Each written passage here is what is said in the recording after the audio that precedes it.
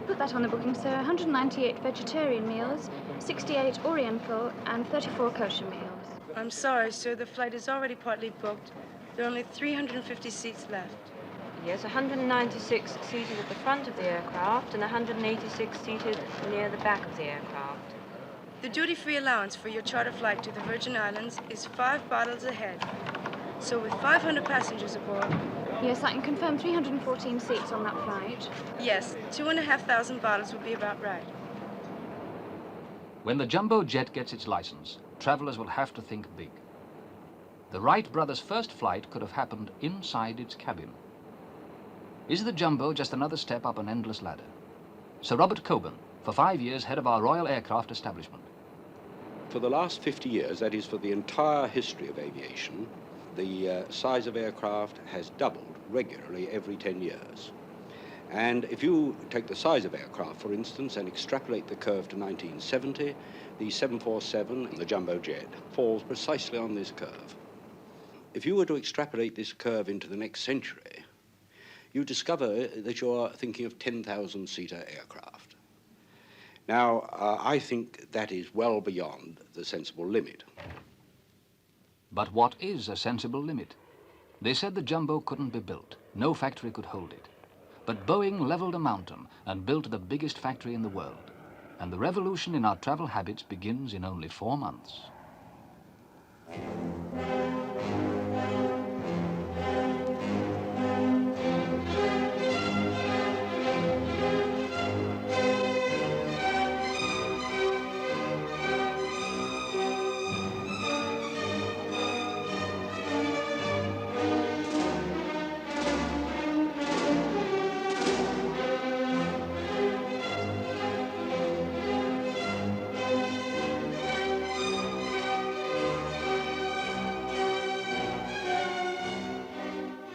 8 747s have been made so far.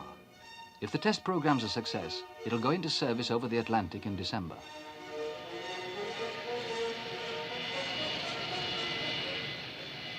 Present aircraft will still have their uses, but slowly they'll be shunted off the big routes.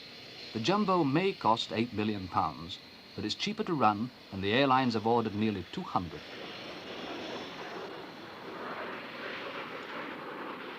The tailplane is as wide as the main wing of some of the old airliners, and the engines are so big, some airports fear the blast may smash their windows.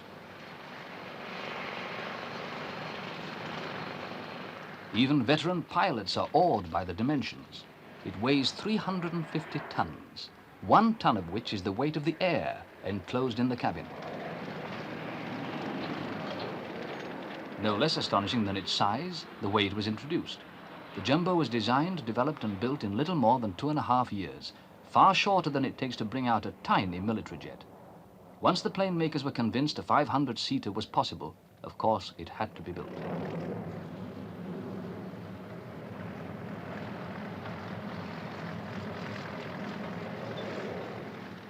In appearance, the jumbo's been likened to a giant whale, but once in the air, the resemblance quickly ends, according to the first man to fly her, test pilot Jack Waddell. Well, I found that the 747 is considerably easier to fly than present jetliners. There are a number of reasons for it. Probably the most important is the design of the control system, which gives light responsive forces to the pilot, not unlike power steering in an automobile.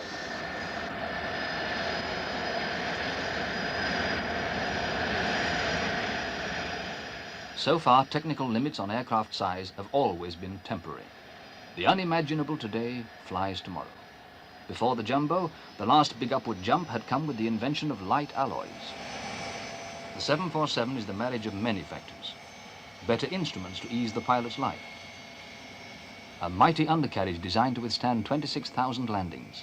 And more reliable production techniques acquired by Boeing's engineers in the tight discipline of making hardware for the space program.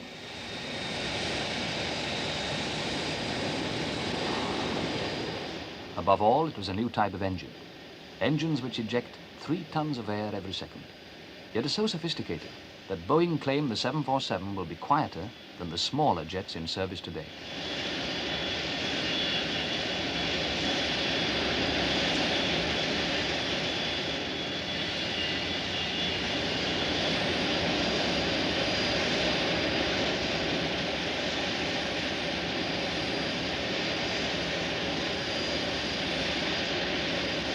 To the watchers at Boeing Field in Seattle, the Jumbo's size makes it seem practically stationary in the air. Yet it's the fastest subsonic airliner in the world. It'll cut half an hour off the Atlantic run and give a smoother ride. Extreme stability and tolerance of turbulence make it a nice airplane from both the pilot's and the passenger's standpoint. I would, to put it in rough quantitative terms, say that it's some 30% better in turbulence than present jet transports.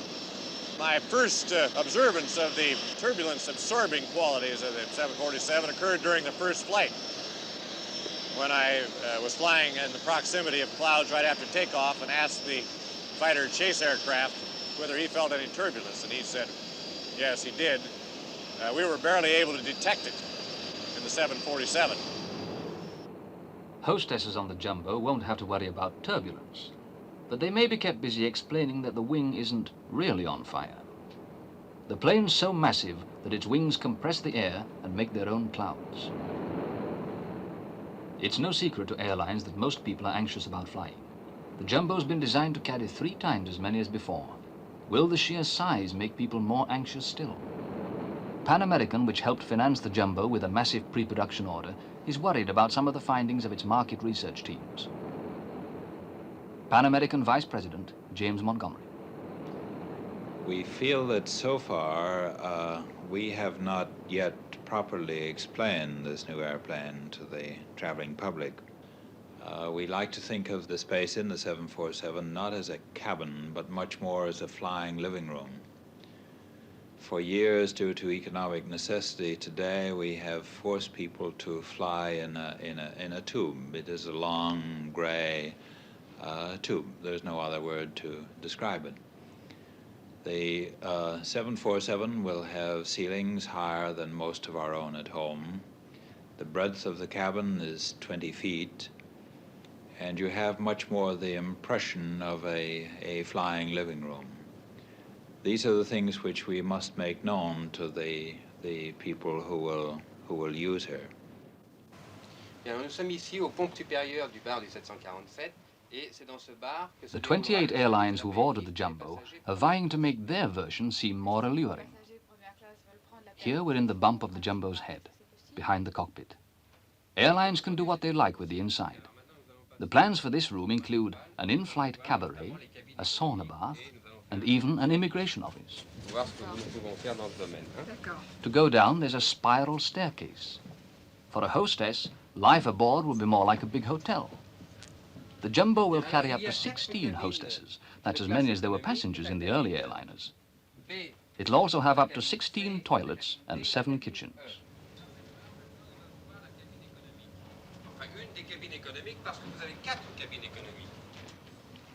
To speed the plane's turnaround at a destination, each kitchen's been designed to be wheeled away and replaced by another, already fully stocked. For quicker handling, Boeing even offers a hover kitchen on an air cushion. On the Jumbo, people will sit 9 or 10 abreast, with 2 aisles down the plane and many more across. In these training sessions, cabin staff learn to pick their way through the maze.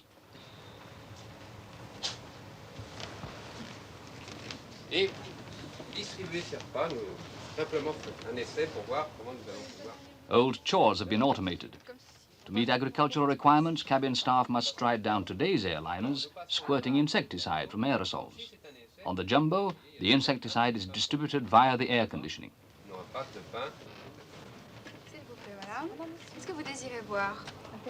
The Jumbo was first launched under the banner of economy. With 490 aboard, cost per seat would go down by a third.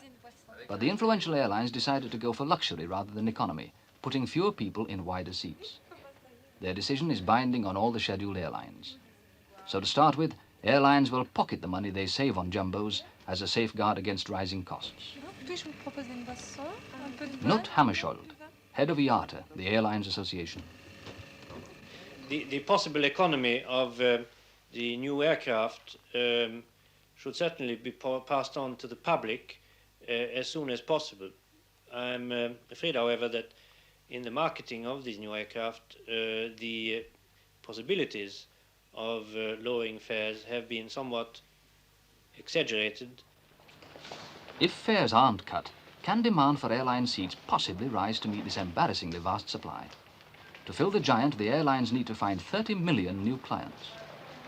But for men like Ernest Garner, head of one of our biggest travel agencies, the story is bound to have a happy ending. The seats have to be filled. The airlines are going into a tremendous investment program, and they've got to fill the seats, so there must be an expansion. And they will use various means of doing this. Of course, there will be lower fares, there's no doubt about that. And there will be special promotional fares, particularly for tourist traffic rather than for business traffic. We've lived through the last 20 years sort of catering for the business man, but now we're really going into the leisure market and catering for the tourist. And of course the 747 will be the perfect vehicle for this.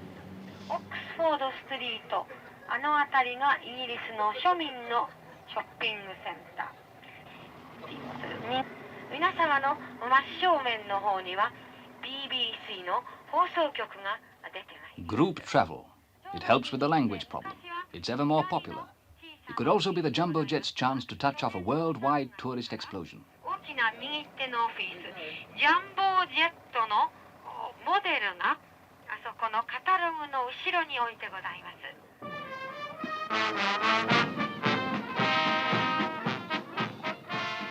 Last year, Britain showed a profit for the first time in her tourist balance sheet.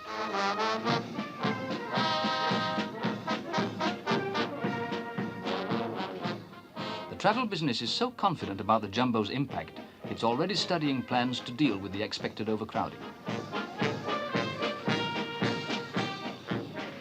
Among the suggestions, changing the guard 4 times a day, building plastic replicas of the crown jewels, and promoting many more institutions to the rank of a tourist attraction. So group travelers of the future may find, like these Japanese today, that the guide always takes them to admire Battersea Power Station. これがバターシャパワーステーションと申しまして。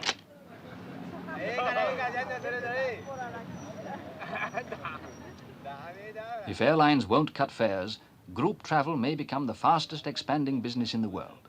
Charter flights providing package tours will fill the jumbos to the brim. The group traveler's demands are simple. He wants to see the whole world in 21 days and take home 500 photographs to prove it. The jumbo jet may make his dream come true. But just who'll share in this bonanza depends on more than filling aeroplanes with profitable tourists. The concern of many future jumbo operators is voiced by the head of the Irish airline, Michael Dargan. I would have grave doubts about the pace at which airports are being made ready for the new large jets. I'm concerned that the passengers will be pampered, so to speak, inside the aircraft with the standard of service we'll all be able to offer them, standard of personal service, and then be blown away from the top of a tall ladder, 2-story ladder, in getting in or getting out of the aircraft, provided we don't have jetways, that type of thing, to take them in comfort from the aircraft into the terminal buildings, and don't have proper facilities to allow them through the airport buildings in comfort.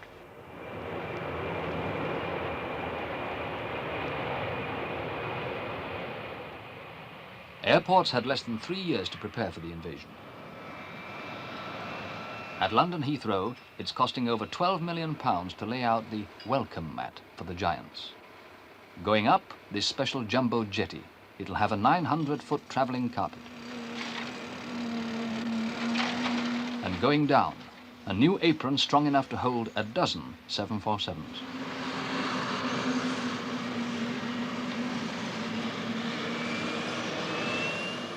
London says it's better prepared than any American airport to meet the first wave of giants. But Heathrow's brave stand can only be a makeshift solution. By 1975, supersonic airliners will be queuing up too. London is still without a third airport. For a tourist-earning country, the danger is that the visitors will fly past out of reach if its airports can't cope.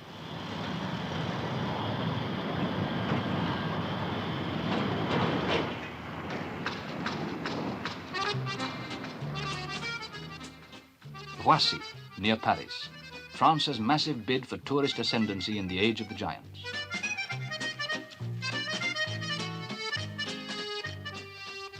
It's the site of the third Paris airport, only 15 miles from the Eiffel Tower. The whole will house one of 5 terminals. It's Europe's first custom-made airport for the aircraft of tomorrow. France realized 10 years ago that the key to attract the tourist was to keep well ahead of demand. A site was earmarked next to the motorway to northern France.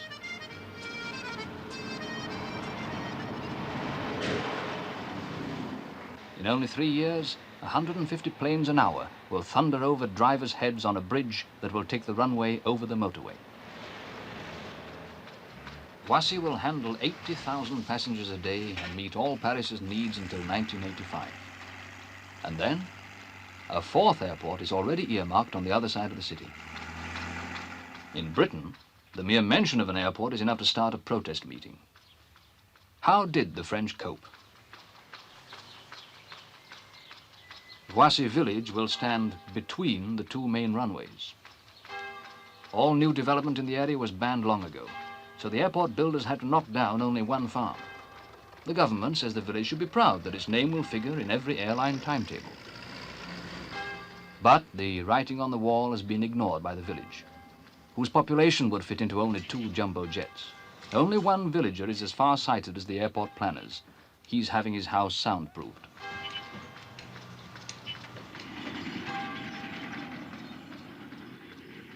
But landing at a super airport like Roissy will be a bonus for the jumbo. Most of its life it will be landing at fields built for smaller jets, a third of its weight, outsmarting them on their home ground as the best attired plane around.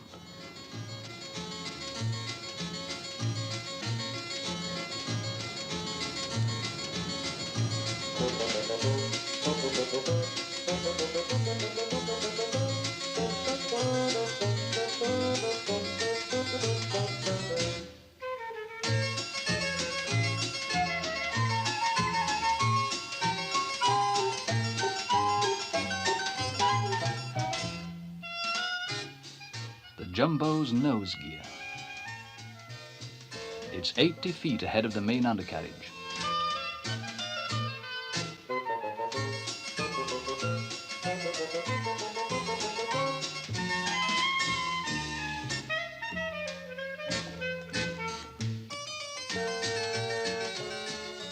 Each of the Jumbo's tires has to bear a weight equal to 5 elephants. The 747's total, 18 wheels. It's the trick that enables it to land at unexpected places when there is a diversion. The research chief of British Airports, Graham Hill. But, of course, there will always be the emergency when the very large aircraft lands at the pretty small airport. And I'm reminded in this context of the director of a rather small airport in the United States, who, on being asked what he would do about terminal facilities and terminal buildings when the 747 landed at his airport, drew himself up and said, "Sir, when the 747 lands at my airport, it is the terminal building." Many airlines must wish the 747 could also be its own hangar. BOAC's bill for this special jumbo hangar at Heathrow, £4 million. The jumbo's too heavy to jack up for servicing the undercarriage. It's simpler to move the floor.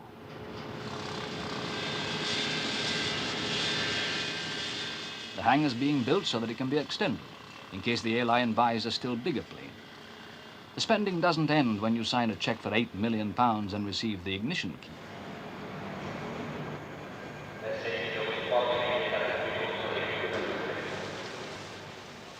Airline economists are obsessed with recurring costs, like fuel.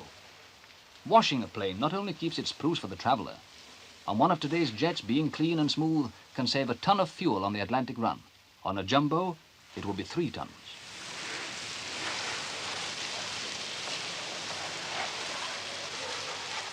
But in the world, there's still only one washing bay big enough, and that's at the factory in Seattle. If a jumbo's too unwieldy or too crowded for a quick turnaround, its savings may be whittled away by delays, the hope of an eventual lower fare dashed. BOAC sent men out to study the way crowds move in cinemas, stadiums, the airport itself, to find out how human bottlenecks form.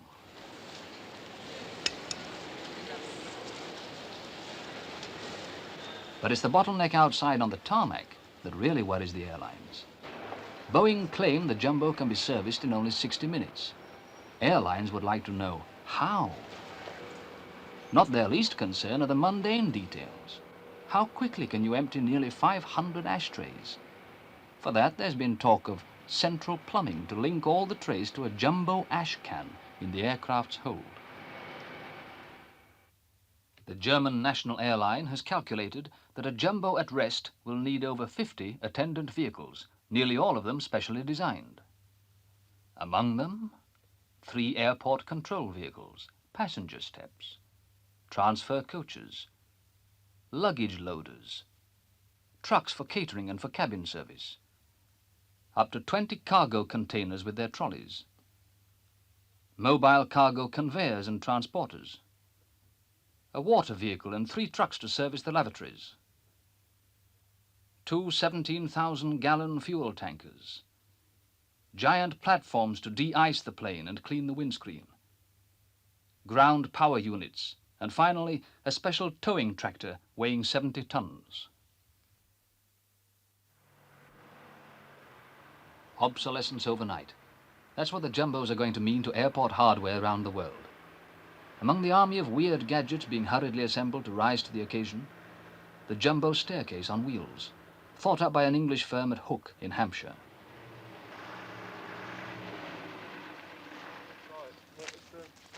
And the firm met the export challenge by selling 23 of the stairs to the Americans.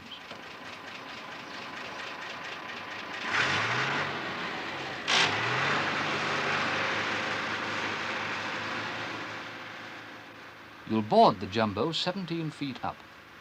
To get that high, experts had suggested mobile escalators, even a giant lift on wheels. But it's the long trek up Britain's staircase that won over the Americans.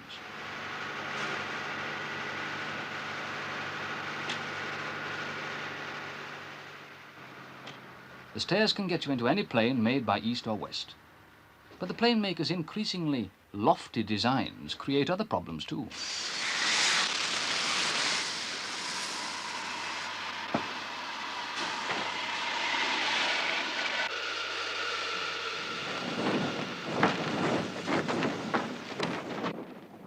Safety rules are the same for any plane. Before they can fly the Jumbo, airlines will have to show they can get a possible 500 passengers out in under 90 seconds. This is the world's tallest escape chute, designed for the 747 by another British firm at Godalming. The slide doubles up as a giant life raft. The Jumbo's got the same safety gear as other jets, only more of it and bigger. The only innovation, equipping cabin staff with loud hailers to make themselves heard over the din of a mass escape.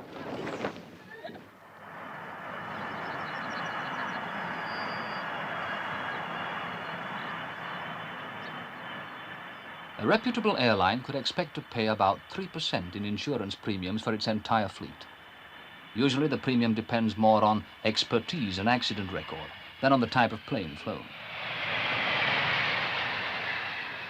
When a plane busts up anywhere in the world, the chances are it's been insured in London. Are the insurers worried about the prospect of 200 Jumbos? Insurance investigator Alan Hunter. Sheer size doesn't bother us as such, and we're encouraged that it's a development of a more or less conventional aeroplane. Initially, inevitably, the record suggests that we may have some early losses, but eventually we're convinced it's going to be a very good risk indeed. I feel that there probably is a greater chance of survival in many of these aircraft. If a very large aeroplane hits a house, the aeroplane's going to win. And there is a lot of structure which can crush and so protect the passenger. And I think even in quite severe accidents, a number of people will walk away. Very unlikely that you'd lose the whole lot, although, of course, the mountain impact is just non-survivable if that should happen.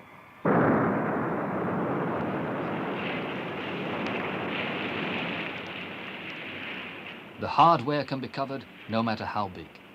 It's the number of people at risk that may one day make planes uninsurable. The thing that counts is the probable mix of passengers within any given aeroplane. The American passenger, of course, is the one that tends to get very high awards in his country.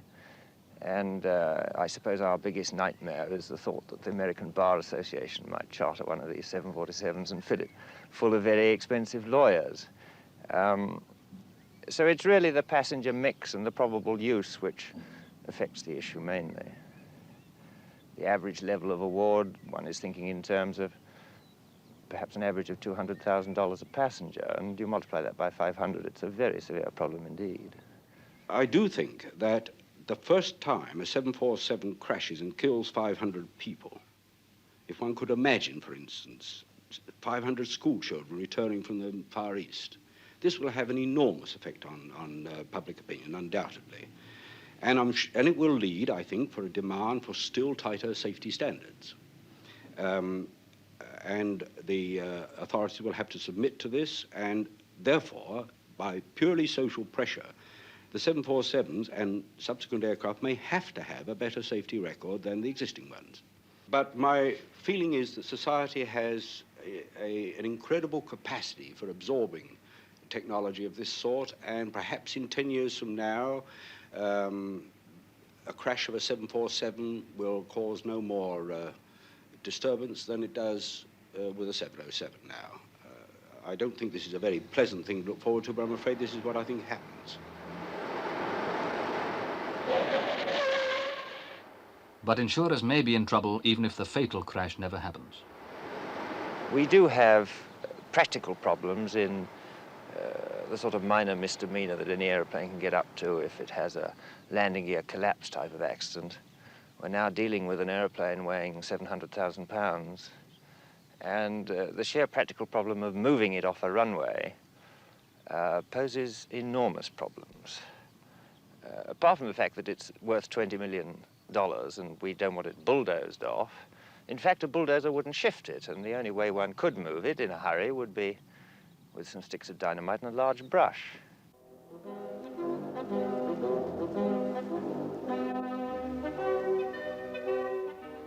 Some of the men, whose hands will be on the controls, believe that they'll need all the help they can get.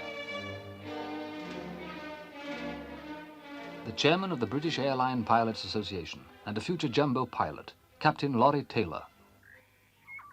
Well, the pilot's eye is 30 feet above the ground when the airplane's on the ground. The pilot's eye is also about 18 feet ahead of the nose gear, the nose landing gear, and 100 feet ahead of the main landing gear. To turn the airplane around on a standard 150-foot wide runway will be quite a trick on this airplane. The wheels are so far behind the pilot and so far below him that pilots feel that he should have closed-circuit television, which gives him a picture on the flight deck of the position of his wheels relative to the edge of the runway or taxi track, so that there's no risk of the wheels leaving the paved surface and closing down an airport. The flight deck of the airplane is one place where a design opportunity has been missed. It's unnecessarily small. It's smaller than many of our existing airplanes. It's stuck on the top of the fuselage. Someone described it like a pimple on the top of the biggest aspergillus in the world. In some versions, this airplane will have up to 500 passengers. Well, that many passengers are a problem whether it's in a cinema or at a football game. And I think it'll be necessary for some means of surveillance to be installed. We'd like to see closed-circuit television so that the captain can see what's going on around the airplane.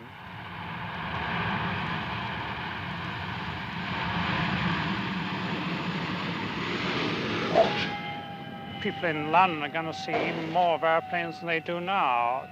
The airplane is less maneuverable due to its greater weight and the inertia.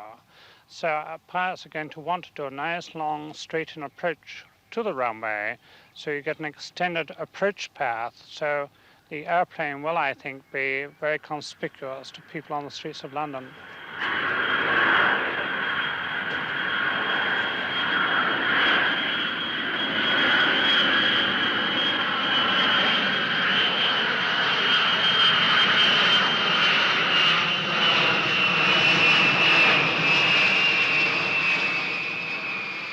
By next year, 15 planes nearly twice as big as this will want to land in London each day. By 1975, it could be 20 each hour.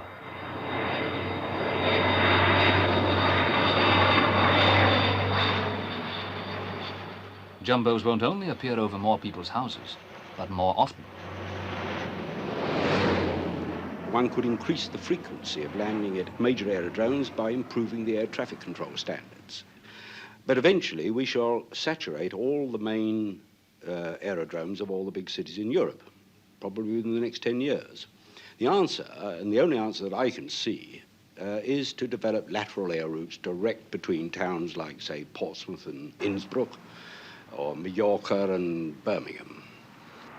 But in addition to that, there is the development of short and vertical takeoff aircraft. Now, we've seen a marvelous demonstration with the Harrier landing near the GPO tower. The actual aerodrome size, including, say, the noise area around it, needn't be much more than a quarter of a mile square for those kind of aircraft. But also, to make VTOL pay, it's got to be right in the city centre. And not a coal yard or a brick yard flinging dust over everybody when it takes off.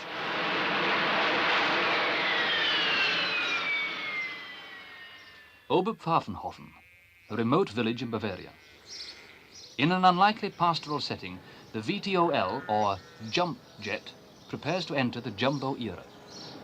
The prototype of the world's first jump jet transport goes on trial at an airfield once used to test the wartime Dornier bombers.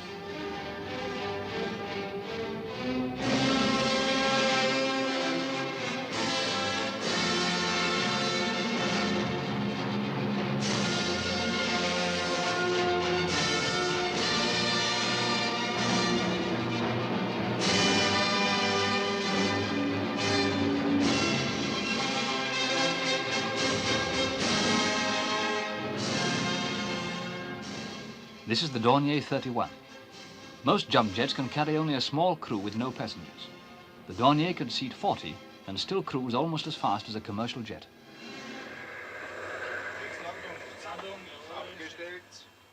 Many problems must still be solved, like noise. But Dornier say that a jump jet terminal in the heart of a city could be surrounded by a tall wall, so people will be spared the worst noise.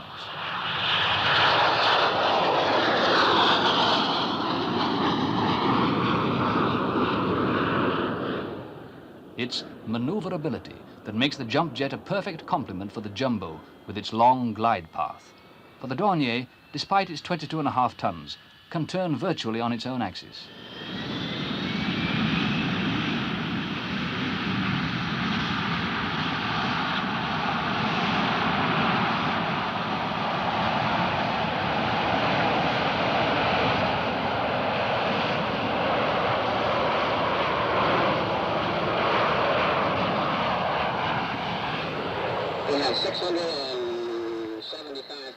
Jump jets would fly beneath the air lanes used by the giants, in empty air corridors, which will become subways in the sky.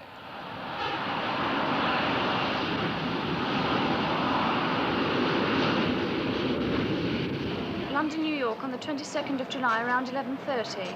Just a moment, sir, I'll see what we have available. Today's air congestion is still under control, but the number of people who fly goes up each day by 40,000. To keep them up, airlines must rely increasingly on the computer. 1300. In this hall, the most advanced reservation system in the world. Just a minute, sir. Good afternoon, this is POC Reservations. May I help you? Yes, you wish to change your group reservation? Bookings are fed into a computer 20 miles away at London Airport. Yes, certainly. One moment, please, sir. Yes, madam, you wish to travel to Montreal on the 22nd of June with your baby. Just a moment and I'll check that flight for you. Yes, sir, I have the reservation now. Mr. Croning, you wish to change. Now going direct to Cape Town, sir. Next year, the computer will have to start working overtime. The airlines bought 12 jumbos. Right, one moment, please, sir. How old is the baby? I see, 4 months. Well, at 4 months, it would be suitable for a sky cot. The same machine that memorizes an infant's need helps nurse the aircraft through to its destination.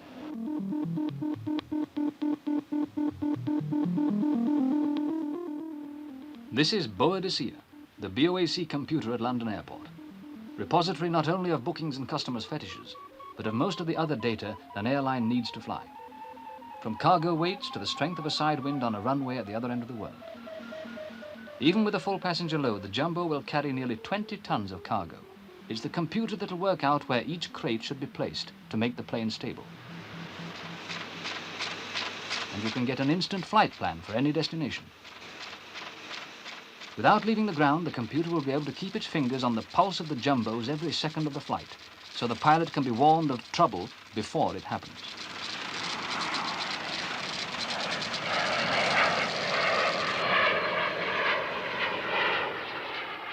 But for airlines, the giants are much more likely to spell trouble on the ground.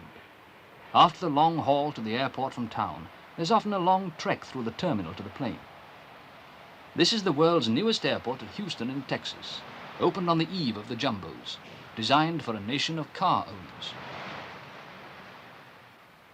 But the vision of its designers could apply to most terminals in Europe. The innovation here was to abolish walking. Flanking each terminal building are giant spirals. They give access to a new style of car park built over the terminal.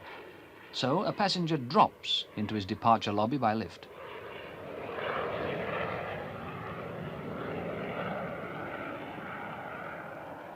Springfield, Providence, and Boston. First class jet day coach service, boarding gate 18. All aboard, please. Many feet below ground, another Houston remedy for passengers' exhaustion. Electric trains that link the terminals and carry people to flight stations.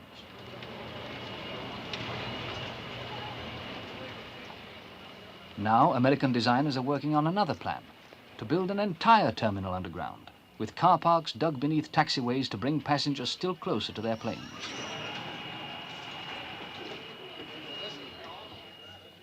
Next year, the world's airlines will carry 400 million people. In 1980, nearly 1,000 million. By then, a big airport might be faced with up to 10,000 passengers an hour from Jumbos alone. Round the world today takes on average 20 seconds to examine a passport. But in many countries, each traveller's name must be checked against a list of undesirables, often as long as a London telephone directory. It can take a whole hour to clear the passengers of one of today's planes, and they carry only a third of a Jumbo's load. How then will the Jumbos fly past the red tape? In France, scientists think they've hit on a way to keep the police happy and the Jumbo jet set on the move.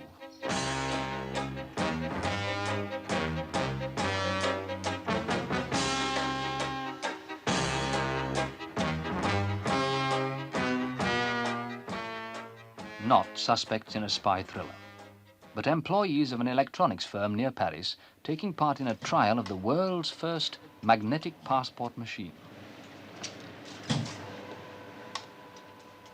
The old cardboard passport is replaced by a magnetic card. On entry, the card is scanned by a computer fed with the current list of undesirables. Time for normal immigration, only a few seconds. And the machine prints out basic details on a visitor for the files.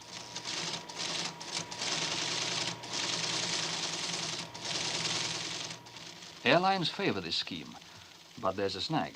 To make it work, governments must agree on a common card and a common list of undesirables. The new passport isn't much bigger than a credit card. In a finished system, the machine would even project the passenger's photo onto a screen to see if his face fits. The owner's details for scanning are on the back of the card on magnetic stripes. A villain could wipe out his own details, but he'd find it difficult to substitute new ones. When a card's suspect, an alarm goes off. The traveller finds himself assisting the police in their inquiries, while his name's fed into another computer to get the full story. France is considering launching a pilot scheme soon, with the issue of cards to a sample of travellers between London and Paris.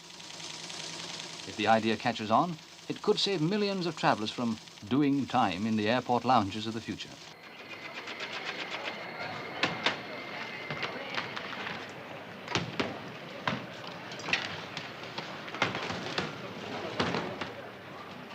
After immigration, the air traveller's next hurdle, luggage. most airports, we're trusted to pick up only our own. Check-in would cause more delays. Every 24 hours round the world, 100,000 suitcases go astray. On average, we fly with 2 bags. So if only 5 jumbos arrived at once, the result could be a 5,000 suitcase pileup.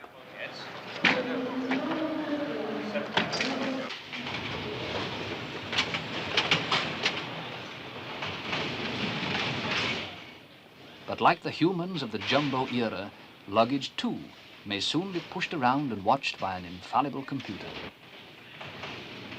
The makers of this system at Dallas in Texas want to reduce congestion by dispersing luggage areas over an entire airport. For each passenger's luggage, its own robot cart. Future airports and their car parks would bristle with dozens of check-in points where luggage could be dumped.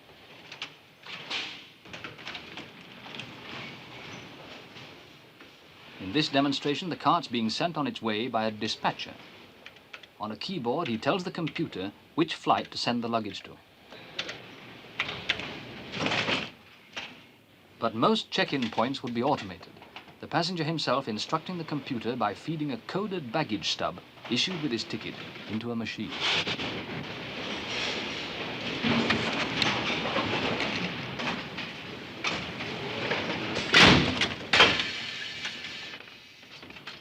On arrival at a flight station, luggage is transferred to its plane. They haven't found a way to automate that yet. Then the cart's fed back into the system for reuse. Claiming luggage works in reverse. Gone the old scrummage around a spinning carousel. With his magnetic stub, a traveler could summon his cart from anywhere in the airport. Included in the railroad, a holding area where baggage waits more patiently than its owners for delayed flights. To cope with its traffic, London Airport would need 20,000 carts. So to arm against the jumbos, future airports may have to turn themselves into giant roller coasters.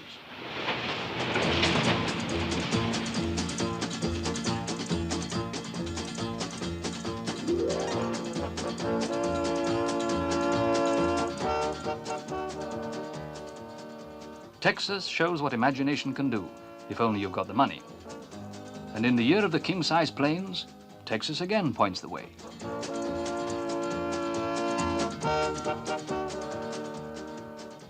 After the drive-in cinema and the drive-in burger bar, now the world's first drive-in airline office. Eventually, the airline hopes to sprinkle its drive-ins around the countryside, like so many gas stations. Afternoon, Braniff International. May I help you? Yes, my name is H.M. Clark. I've got a first-class seat on Braniff Flight 59 to London on the 1st. All right, and how did you want to pay for them, Mr. Clark? Be a charge. Fine, I'll open the carry and you put your charge card in. Okay. There you are. Thank you.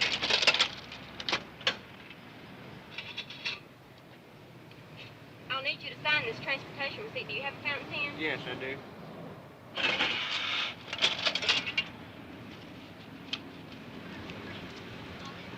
All right, sign it. Keep the top one, send the rest of it back. Right. All right. Thank you, Mr. Clark. Thank you. Have a pleasant flight. Thank you. So long.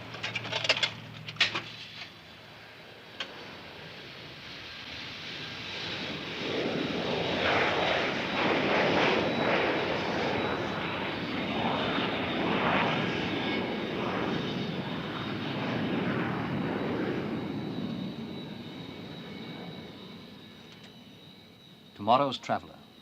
Will he be cosseted all the way by friendly computers, or caught up in the greatest jam in the history of aviation?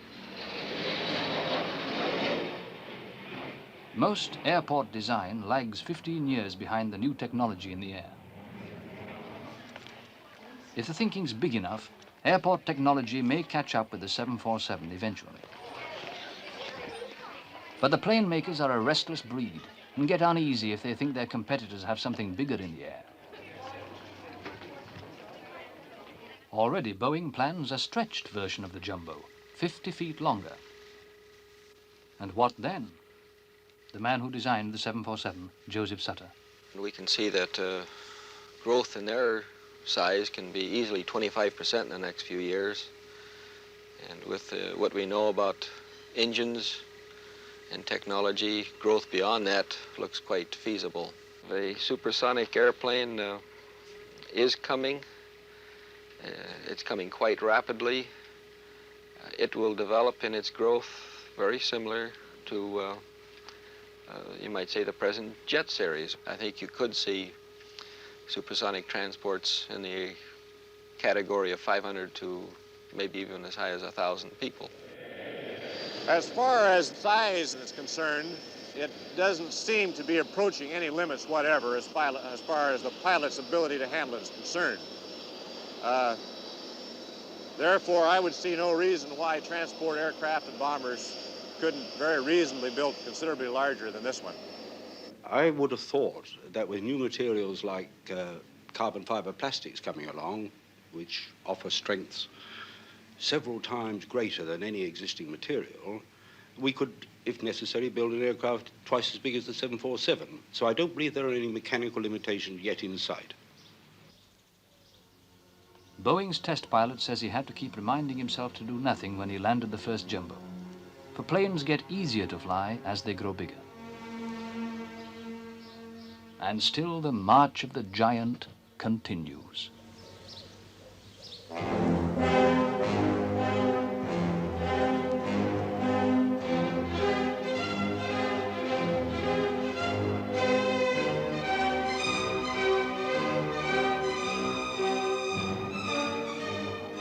Already America is testing a super jumbo. This is the biggest plane ever built, the Lockheed Galaxy. It's almost as long as a football field. Initially, it'll carry cargo for the American Air Force. But Lockheed's hoped to introduce a commercial version. As a civil plane, the Galaxy could carry 120 motor cars or 800 passengers. The Galaxy's got 28 wheels, and the landing gear has a kneeling drive, so that, not unlike a performing elephant at the circus, the plane can tilt forwards and back for easier loading.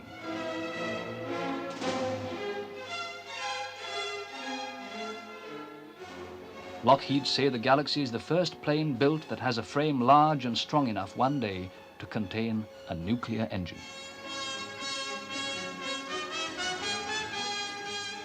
Sir Robert Cockburn spoke of the need for a sensible limit to the indefinite escalation in the size of airplanes. If the airports fail to meet the challenge of bigness, that limit could come as the jumbos turn into costly white elephants. Or will society wait to call a halt until nuclear leviathans are circling overhead? One thing is certain, the plane makers will go on building bigger simply because it can be done.